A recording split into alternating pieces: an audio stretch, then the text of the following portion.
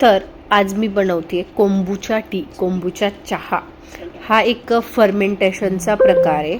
ते चहामध्ये आपण जसं वापरतो ना, ते साखर आणि चहा पावडर, तसा मी एक प्रकारचा एक कोरा चहा बनवून घेतला आणि त्याच्यामध्ये म्हणजे फक्त तो थंड आपल्याला सर्व करायचा असतो.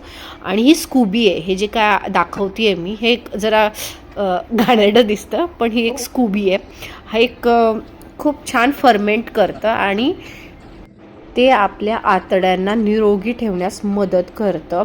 आपली बूस्ट एनर्जी वाढवतं, रोगप्रतिकारक शक्ती वाढते. तो चहा पेल्यामुळे एनर्जेटिक वाटतं आपल्याला. आपली बॉडी डिटॉक्स करायला मदत करतात ह्या चहामधले काही घटक. शरीरामधले विषारी घटक बाहेर काढायला मदत होते.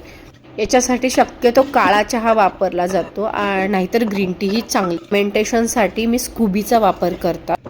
हे एक ईस्टचा प्रकार आहे, पण ते हेल्थसाठी चांगलं आहे. तो बनवलेला चहा थंड करून ती स्कूबी एका स्वच्छ काचेच्या भांड्यामध्ये ठेवायची असते, म्हणजे मग ते फर्मेंटेशन चांगलं होतं. ही या प्रकारे हे असं दिसतं, त्यामुळे मी जे ग्लव्ज घातलेत हाताला असं फील होतं घाणेरडं, त्यामुळे. पण ते शरीरासाठी खूप उत्तम आहे. हा चहा जर आपण आठवडाभर प्यायलो तर आपल्याला लवकरात लवकर तो फरक दिसतो. म्हणजे काय, तर हा चहा आपल्या पोटाच्या आरोग्यासाठी खूप चांगला आहे.